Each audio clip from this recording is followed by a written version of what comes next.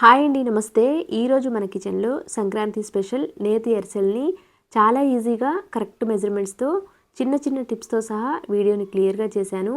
ఈ కొలతలతో అరిసెలు ప్రిపేర్ చేశారు అంటే ఈవెన్ ఫస్ట్ టైం చేసే వాళ్ళైనా కానీ పర్ఫెక్ట్ అరిసెల్ని ఇంట్లోనే తయారు చేసుకోవచ్చండి. ఇలా ప్రిపేర్ చేసిన అరిసెలు చాలా మెత్తగా ఉంటాయి. కనీసం 15 నుంచి 20 రోజుల పాటు నిల్వ ఉంటాయి. అరిసెలు తయారు చేయడం కోసం ముందుగా బియ్యం నానబెట్టుకోవాలి కాబట్టి ఒక గిన్నెలోకి ఒక గ్లాస్తో బియ్యాన్ని కొలిచి తీసుకుంటున్నాను. ఇక్కడ నేను కేజీ బియ్యంతో అరిసెల్ని తయారు చేస్తున్నాను కాబట్టి 4 గ్లాసుల బియ్యం తీసుకున్నాను. ఆ తర్వాత మళ్ళీ ఒక అర గ్లాస్ వరకు ఎక్స్ట్రా బియ్యం తీసుకొని 1-2 సార్లు శుభ్రంగా కడిగి మళ్ళీ నీళ్లు పోసి రాత్రంతా నానబెట్టుకోవాలి. బియ్యాన్ని కనీసం 15 నుంచి 18 గంటల పాటు ఖచ్చితంగా నానబెట్టుకోవాలండి. అప్పుడే అరిసెలు మెత్తగా వస్తాయి. బియ్యాన్ని ఎక్కువసేపు నానబెడితే వాసన పడతాయి కాబట్టి మధ్యలో 1-2 సార్లు నీళ్లు మార్చాలి. ఇక్కడ నేను రాత్రంతా నానబెట్టి మళ్ళీ చూపిస్తున్నాను. ఇలా నానిన బియ్యాన్ని మళ్ళీ ఒకసారి నీట్గా క్లీన్ చేసి ఈ నీళ్ళని పారబోసి ఒక వడగిన్నెలోకి వడకట్టి తీసుకోవాలి. అరిసెలు ఎప్పుడు చేసినా కానీ పర్ఫెక్ట్గా రావాలి అంటే ఖచ్చితంగా రేషన్ బియ్యం మాత్రమే తీసుకోవాలండి. ఒకవేళ రేషన్ బియ్యం అందుబాటులో లేకపోతే సింగిల్ పాలిష్ రైస్ అయినా తీసుకోవచ్చు. వడగిన్నెలో వడకట్టిన తర్వాత నెక్స్ట్ ఇప్పుడు ఈ బియ్యాన్ని ఒక డబ్బాలో వేసి మిల్లుకిచ్చి పిండి పట్టిస్తున్నాను.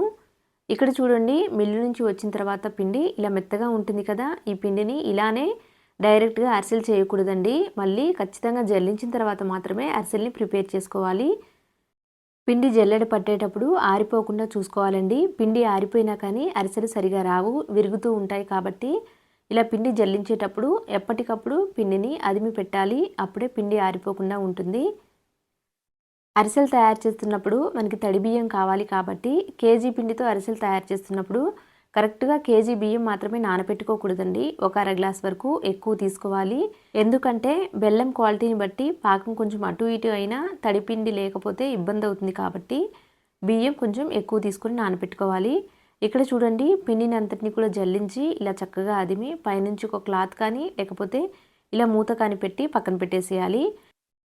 నెక్స్ట్ ఇప్పుడు అరిసెలు పర్ఫెక్ట్గా కుదరాలి అంటే బెల్లం కూడా చాలా ఇంపార్టెంట్ అండి. మనం తీసుకునే బెల్లం ఇలా డార్క్ షేడ్ ఉండేటట్లు చూసుకోవాలి. అలాగే మెత్తటి బెల్లం తీసుకోవాలి. అప్పుడే అరిసెలు పర్ఫెక్ట్గా వస్తాయి. ఇక్కడ నేను కేజీ బియ్యం తీసుకున్నాను కాబట్టి 3/4 కేజీ బెల్లం తురుముని తీసుకున్నాను. ఒక 1/4 కిలో మందం పక్కన పెట్టేశానండి. అయితే ఇంకా కరెక్ట్గా అర్థం కావాలి అనుకుంటే మనం బియ్యం ఏ గ్లాస్తో అయితే కొలుస్తామో సేమ్ మళ్ళీ అదే గ్లాస్తో బెల్లం తురుము కూడా కొలిచి తీసుకున్నాము అంటే అరిసెలు పర్ఫెక్ట్గా కుదురుతాయి. 4 గ్లాసుల వరకు బియ్యం తీసుకున్నాను కదండి. అదే గ్లాస్తో 3 గ్లాసుల వరకు బెల్లం తురుముని తీసుకున్నాను. ఆ తర్వాత మిగిలిన బెల్లం తురుముని పక్కన పెట్టేస్తున్నాను. వెయిట్ వైజ్ చెప్పాలి అంటే కేజీ బియ్యంకి 3/4 కిలో బెల్లం సరిపోతుంది. నెక్స్ట్ ఇప్పుడు గ్లాస్తో అయితే 4 గ్లాసుల బియ్యంకి 3 గ్లాసుల బెల్లం తురుము అయితే కరెక్ట్గా సరిపోతుంది. ఆ తర్వాత ఒక హాఫ్ గ్లాస్ అని నీళ్లు పోసి స్టవ్ మీద పెట్టి ముందుగా బెల్లాన్ని కరిగించాలి. ఈ బెల్లం కరిగిన తర్వాత మళ్ళీ పాకం ప్రిపేర్ చేసే పాత్రలో ఈ బెల్లాన్ని వడకట్టి తీసుకోవాలి. అయితే పాకం ప్రిపేర్ చేసే పాత్ర అడుగు మందంగా ఉండేటట్లు చూసుకోవాలండి. అప్పుడే పాకం అంతా కూడా ఈవెన్గా ప్రిపేర్ అవుతుంది. లేకపోతే అడుగు పలుచగా ఉన్నట్లయితే ఒక దగ్గర పాకం త్వరగా వస్తుంది, మరో దగ్గర పాకం సరిగా రాదు. కాబట్టి అడుగు మందంగా ఉండేటట్లు చూసుకోవాలి. బెల్లాన్ని ఇలా వడకట్టిన తర్వాత ముందు ఒక 5 నిమిషాల పాటు మీడియం టు హై ఫ్లేమ్లో పెట్టి ఈ పాకాన్ని ఉడికించాలి. ఆ తర్వాత పాకం వచ్చే ముందు లో ఫ్లేమ్లో పెట్టి మధ్య మధ్యలో చెక్ చేస్తూ ఉండాలి. అరిసెలు ఎప్పుడు చేసినా కానీ పర్ఫెక్ట్గా కుదరాలి అంటే పాకం కాస్త జాగ్రత్తగా చూసుకోవాలండి. ఇలా కొద్దిసేపు ఉడికించిన తర్వాత కొంచెం నీళ్ళని ఒక గిన్నెలో వేసి పాకాన్ని చెక్ చేస్తున్నాను. పాకం చెక్ చేసేటప్పుడు ఖచ్చితంగా లో ఫ్లేమ్లో పెట్టి మాత్రమే పాకాన్ని చెక్ చేయాలి, లేకపోతే పాకం ముదిరిపోతుంది. ఇక్కడ చూడండి, పాకం చేత్తో దగ్గరకు వస్తుంది, కానీ ఇలా మనం చేత్తో తీస్తున్నప్పుడు పాకం జారిపోతుంది కదండి. అంటే అరిసెలకి ఈ పాకం కరెక్ట్ కాదు. కాబట్టి మరికొద్దిసేపు ఉడికించి మళ్ళొకసారి చెక్ చేయాలి. పాకాన్ని కలుపుకుంటూ ఉడికించాలండి, లేకపోతే ఒక దగ్గర ఎక్కువ వస్తుంది, మరో దగ్గర పాకం సరిగా రాదు. మరికొద్దిసేపు ఉడికించిన తర్వాత మళ్ళీ వేసి చెక్ చేస్తున్నాను. ఇక్కడ చూడండి, చేతి వేళ్ళతో దగ్గర కంటే పాకం దగ్గరకు వచ్చింది. అలాగే ఉండ ఫామ్ అయింది కదండి. ఇలా లేత ఉండ పాకం వస్తే అరిసెలు పర్ఫెక్ట్గా కుదురుతాయి. ఇప్పుడు వెంటనే స్టవ్ ఆఫ్ చేసేయాలి. స్టవ్ ఆఫ్ చేసేసి అంతా కూడా ఒకసారి కలిపి అరిసెలకి మంచి ఫ్లేవర్ రావడం కోసం ఇలాచీ పొడిని అలాగే 1 స్పూన్ వరకు నెయ్యిని వేశాను. ఈ వేడికే నెయ్యి అంతా కూడా చక్కగా కరుగుతుంది కదా. వెంటనే పక్కకు దించి మనం ముందుగా జల్లించిన పిండిని వేసేయాలి. పాకం చల్లారక ముందే పిండి కలుపుకోవాలండి. అప్పుడే అరిసెలు కరెక్ట్గా కుదురుతాయి. అయితే పిండి వేసేటప్పుడు ఒకేసారి ఎక్కువ వేయకుండా మనం పిండి అదిమి పెడతాం కాబట్టి చేత్తో తీసుకొని ఇలా చల్లినట్టు పిండి వేయాలి. వేసిన పిండి వేసినట్టు కలిపిన తర్వాత మాత్రమే మిగతా పిండిని వేస్తూ ఉండాలి. ఒకేసారి ఎక్కువ పిండి వేసి కలిపాము అంటే పాకంలో పిండి సరిగా కలవకుండా పిండి ఉండలు మిగిలిపోతాయి. అలా పిండి ఉండలు కనుక మిగిలిపోయినట్లయితే మనం అరిసెలు డీప్ ఫ్రై చేస్తున్నప్పుడు అరిసెలకి రంధ్రాలు పడుతూ ఉంటాయి. పిండి ఎప్పటికప్పుడు వేస్తూ చక్కగా కలుపుకోవాలండి. అరిసెలు ఎప్పుడు చేసినా కానీ పర్ఫెక్ట్గా కుదరాలి అంటే రేషన్ బియ్యం కానీ సింగిల్ పాలిష్డ్ రైస్ కానీ తీసుకోవాలండి. సోనా మసూరి రైస్ అస్సలు తీసుకోవద్దు. నెక్స్ట్ బియ్యం నానిన తర్వాత పిండి పట్టించుకునేటప్పుడు కూడా జాగ్రత్తగా చూసుకోవాలి. రన్నింగ్లో ఉన్న మిల్లులోనే పిండిని పట్టించాలండి. పిండి రన్నింగ్లో ఉన్న మిల్లులో కాకుండా అప్పుడప్పుడు వాడే మిల్లులో పిండి పట్టించాము అంటే అరిసెలు సరిగా రావు. నూనెలోకి వేసిన వెంటనే పిండి అంతా కూడా నూనెలోకి స్ప్రెడ్ అవుతుంది. కాబట్టి రన్నింగ్లో ఉన్న మిల్లులో మాత్రమే పిండిని పట్టించుకోవాలి. ఆ తర్వాత పాకం విషయానికి వస్తే ఖచ్చితంగా లేత ఉండ పాకం రావాలి. ఉండ కట్టక ముందు పిండి వేసినా లేకపోతే ముదురు పాకం పట్టినా కానీ అరిసెలు పాడవుతాయి. లేత పాకం పట్టాము అంటే అరిసెలు నూనెలో వేయగానే పిండి అంతా కూడా స్ప్రెడ్ అవుతుంది. ఒకవేళ పాకం ముదిరిన తర్వాత పిండి వేసాము అంటే అరిసెలు తయారవుతాయి కానీ గట్టిగా ఉంటాయండి. ఇక్కడ ఒకసారి చూడండి, ఎక్కువ పిండితో అరిసెలు తయారు చేస్తున్నప్పుడు ఇలా కలుపుకొని ఇంకా పిండి వేయకూడదు. కానీ ఇక్కడ నేను కేజీ పిండితో మాత్రమే అరిసెలు తయారు చేస్తున్నాను కదండి. కేజీ పిండితో అరిసెలు తయారు చేయడానికి ఒక హాఫ్ అన్ అవర్ టైం మాత్రమే పడుతుంది కాబట్టి ఆలోపు పిండి ఆరిపోదు. కానీ ఎక్కువ పిండితో అరిసెలు తయారు చేస్తున్నప్పుడు అరిసెలు తయారవడానికి ఎక్కువ టైం పడుతుంది. అందుకని పిండి కాస్త లూజ్గా ఉండేటట్లు చూసుకోవాలి. ఇక్కడ నేను కరెక్ట్ క్వాంటిటీ పిండి కలుపుకున్నానండి. ఇప్పుడు అంతా కూడా ఇలా కలిపిన తర్వాత కొంచెం నెయ్యిని కూడా వేస్తున్నాను. మంచి ఫ్లేవర్ కోసం నెయ్యిని వేస్తున్నాను. ఇక్కడ నేను నేతి అరిసెలు తయారు చేస్తున్నాను కాబట్టి పిండిలో కొంచెం మాత్రమే వేశాను. ఒకవేళ నూనెతో తయారు చేసే అరిసెలు అయితే ఈ టైంలోనే నెయ్యి కొంచెం ఎక్కువ వేసుకోవాలి. పిండి అంతా కూడా ఇలా కలిపిన తర్వాత ఇప్పుడు గరిటెని పక్కకు తీసి మూత పెట్టి పక్కన పెడుతున్నాను. నెక్స్ట్ ఇప్పుడు స్టవ్ మీద ఒక కడాయిని పెట్టి నెయ్యిని వేస్తున్నాను. నెయ్యి ఇష్టం లేకపోతే నూనె అయినా వేసుకోవచ్చండి. ఇక్కడ నేను నెయ్యిని వేస్తున్నాను. ఒకవేళ నెయ్యి అంతా కూడా వేసి చేయడం ఇష్టం లేకపోతే సగం నెయ్యిని సగం నూనెని వేసైనా కూడా అరిసెలు తయారు చేసుకోవచ్చు. ఈ నెయ్యి వేడయ్యేలోపు పక్కన ప్లేట్ మీద కొంచెం పిండిని తీసుకుంటున్నాను అరిసెలు తయారు చేయడం కోసం. నెక్స్ట్ ఇప్పుడు అరిసెలు చేయడానికి తగినంత పిండిని ఇలా చేతిలోకి తీసుకోవాలి. ముందే చేతికి నూనెని కానీ నెయ్యిని కానీ అప్లై చేసుకోవాలి. ఆ తర్వాత ఆయిల్ ప్యాకెట్ మీద అరిసెలు ప్రిపేర్ చేస్తున్నాను.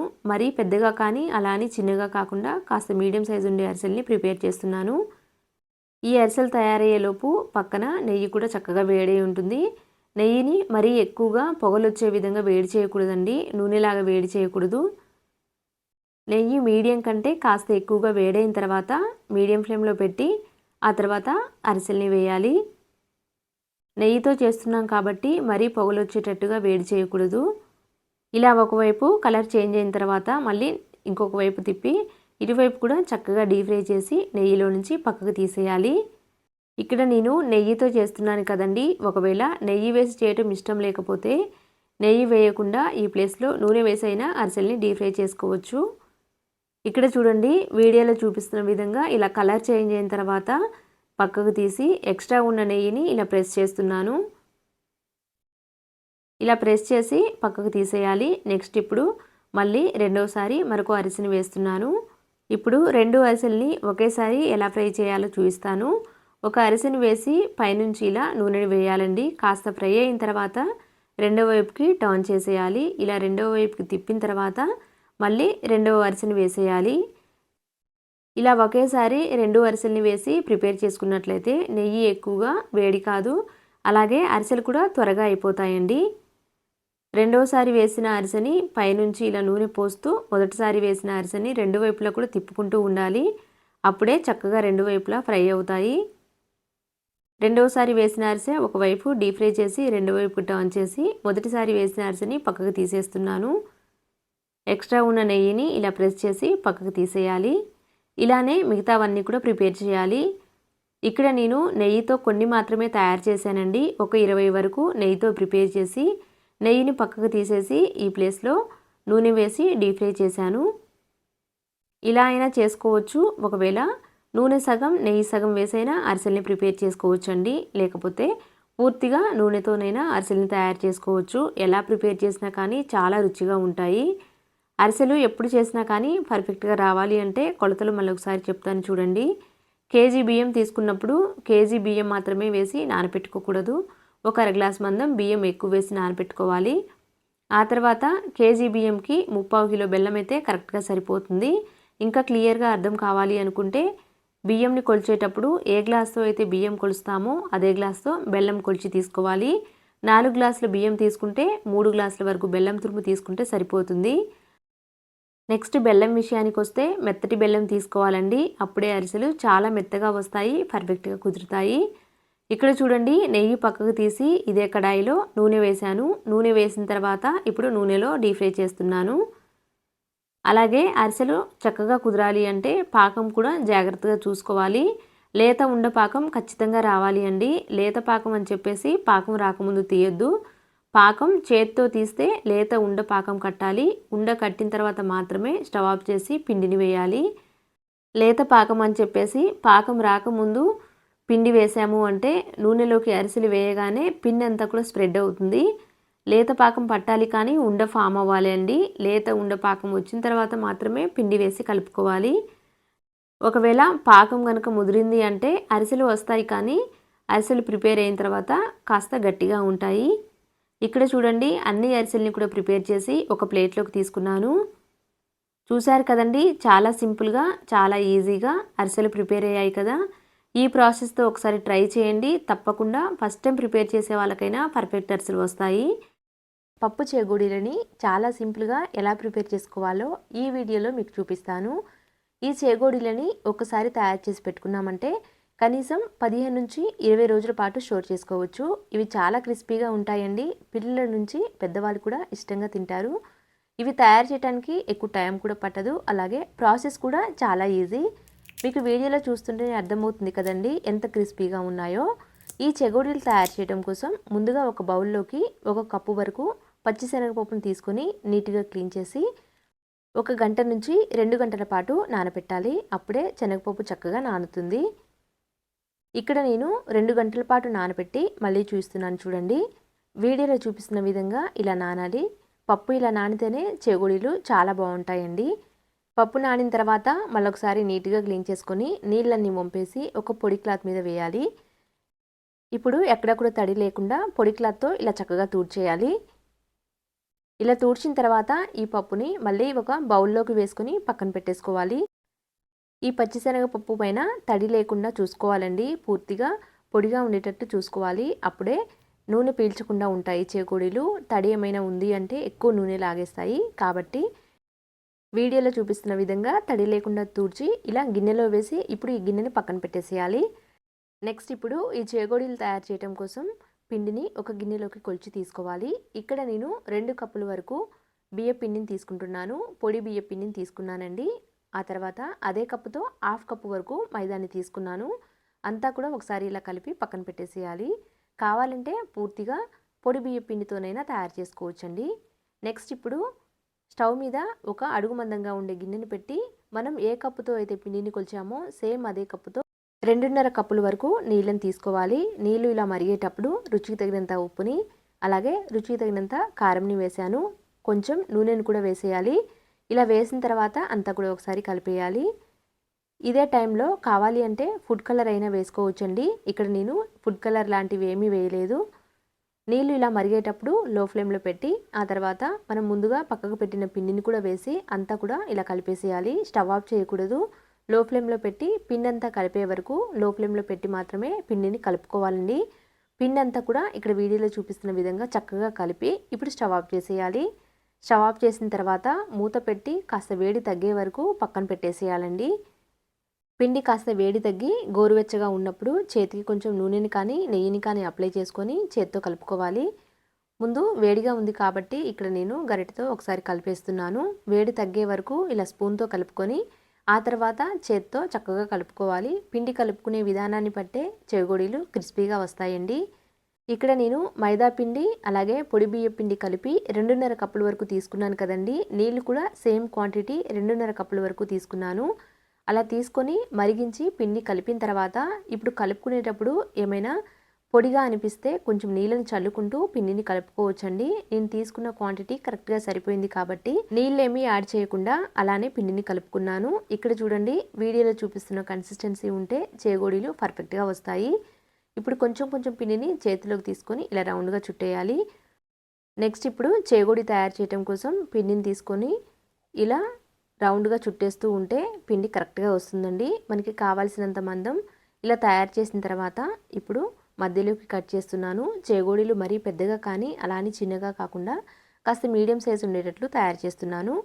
నెక్స్ట్ ఇక్కడ చూడండి, శనగపప్పుని ఒకవైపు వేశాను. ఇలా వేసేసి 1-2 సార్లు ఇలా రోల్ చేసాము అంటే ఈ పిండికి శనగపప్పు అంతా కూడా చక్కగా పట్టేస్తుంది. ఆ తర్వాత ఇలా చేగోడీలాగా షేప్ ఇవ్వాలి. 2 అంచులు ఊడిపోకుండా కాస్త గట్టిగా ప్రెస్ చేయాలండి. అలాగే ఆ అంచుల దగ్గర కనబడకుండా ఉండడం కోసం పప్పుని ఇలా నిదానంగా ప్రెస్ చేసామంటే చేగోడి అనేది నీట్గా కనిపిస్తుంది. ఆ తర్వాత అన్నీ కూడా ఇలానే తయారు చేసుకోవాలి. ఒకవేళ చేత్తో రోల్ చేయడం కష్టం అనుకుంటే జంతికల గొట్టం ఉంటుంది కదండి, జంతికల గొట్టంతోనైనా ఈ చేగోడీని తయారు చేసుకోవచ్చు. ఇక్కడ నేను ఈ చేగోడీలు తయారు చేయడం కోసం 2 కప్పుల వరకు బియ్యం పిండిని, 1/2 కప్పు వరకు మైదాని తీసుకున్నాను కదండి. ఒకవేళ మైదా ఇష్టం లేకపోతే మొత్తం బియ్య పిండితోనైనా తయారు చేసుకోవచ్చు. ఎలా ప్రిపేర్ చేసినా కానీ ఇవి చాలా క్రిస్పీగా ఉంటాయండి. అలాగే చాలా టేస్టీగా కూడా ఉంటాయి. ఇక్కడ చూడండి, మరో చేగోడి కూడా ప్రిపేర్ అయింది. ఇలానే మిగతావన్నీ కూడా నిదానంగా ఒకదాని తర్వాత ఒకటి తయారు చేసి పెట్టుకోవాలి. ముందుగా ఒక వాయికి సరిపడినన్ని చేగోడీలు తయారు చేసుకోవాలి. మొదటిసారి ఒక వాయి వేసిన తర్వాత అవి ఫ్రై అయ్యేలోపు రెండోసారి వాయిని ప్రిపేర్ చేసుకోవచ్చు. ఈ చేగోడీలు తయారు చేస్తున్నప్పుడే స్టవ్ మీద నూనె పెడితే ఈలోపు నూనె కూడా చక్కగా వేడై ఉంటుంది. ఇక్కడ చూడండి, చేగోడీలకి పప్పు ఎక్కువగా కావాలి అనుకుంటే 2 వైపులా కూడా శనగపప్పును వేసి ఇలా రోల్ చేయాలి. ఒకవేళ తక్కువ కావాలి అంటే ఒకవైపున మాత్రమే పప్పు వేసి రోల్ చేసుకోవచ్చు. చూడండి, అన్ని చేగోడీలు కూడా ఇలానే ప్రిపేర్ చేసి తీసుకోవాలి. ఇవి తయారు చేయడానికి ఎక్కువ టైం ఏమి పట్టదండి. చాలా సింపుల్గా ఎవరైనా కూడా తయారు చేసుకోవచ్చు. చాలా క్రిస్పీగా ఉంటాయి కాబట్టి పిల్లలు ఇష్టంగా తింటారు. పిల్లలు స్కూల్కి వెళ్ళేటప్పుడు స్నాక్స్ బాక్స్లో పెట్టినా కానీ చాలా బాగా తింటారండి. ఇక్కడ చూడండి, మొదటి వాయికి సరిపడినన్ని చేగోడీలు తయారు చేసుకున్నాను. ఇప్పుడు మిగతా పిండి ఆరిపోకుండా పైనుంచి ఒక క్లాత్ని కానీ మూత కానీ పెట్టి పక్కన పెట్టేసేయాలి. ముందుగానే స్టవ్ మీద నూనె పెట్టాను. నూనె కూడా చక్కగా వేడై ఉంది. నూనె వేడైన తర్వాత లో ఫ్లేమ్లో పెట్టి మాత్రమే ఈ చేగోడీలు వేసి నిదానంగా ఫ్రై చేయాలండి. అలాగే నూనెకి సరిపడినన్ని అంటే కొంచెం ఫ్రీగా ఫ్రై అయ్యే విధంగా వేసుకోవాలి. మరీ ఎక్కువగా చేగోడీలు వేసినా కానీ పప్పు అంతా కూడా ఊడిపోతుంది. కాబట్టి కొంచెం తక్కువగానే వేసి ఫ్రై చేసుకోవాలి.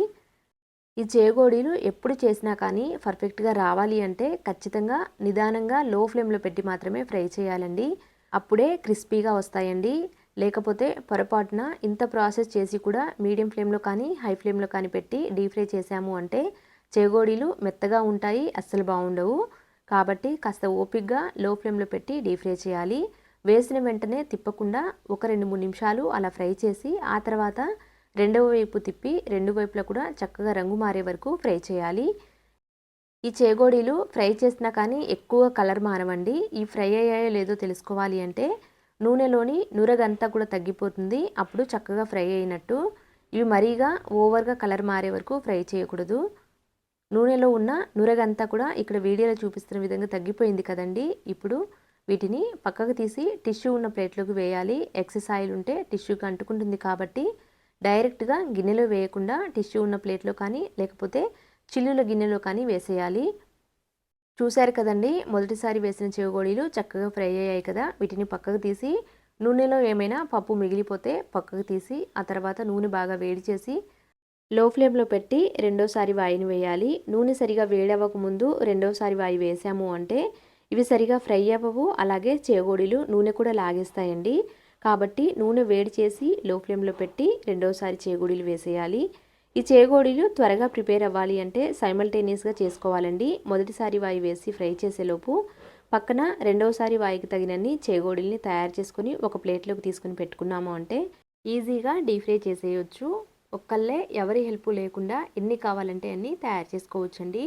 ఒకసారి తయారు చేసి పెట్టుకున్నాము అంటే 15 నుంచి 20 రోజుల పాటు నిల్వ ఉంటాయి. కాబట్టి పిల్లలు కూడా ఇష్టంగా తింటారు. పిల్లలే కాదండి, పెద్దవాళ్ళకు కూడా ఈవినింగ్ టైంలో టీ టైమ్ స్నాక్గా చాలా బాగా ఉపయోగపడతాయి. ఇక్కడ చూడండి, రెండోసారి వేసిన వాయి కూడా చక్కగా ఫ్రై అయ్యాయి కదా. ఇప్పుడు వీటిని కూడా పక్కకు తీసి టిష్యూ ఉన్న ప్లేట్లోకి వేస్తున్నాను. టిష్యూ ఉన్న ప్లేట్లో వేయటం వల్ల ఎక్సెస్ ఆయిల్ ఏమైనా ఉంటే టిష్యూ పీల్ చేస్తుంది. ఒకవేళ టిష్యూ అందుబాటులో లేదు అంటే చిల్లుల గిన్నెలో అయినా వేసేయొచ్చండి. చూశారు కదా, అన్నీ కూడా ఇలానే ప్రిపేర్ చేసి ఒక ప్లేట్లోకి తీసుకొని పెట్టుకున్నాను. అంతే అండి. Thank you for watching.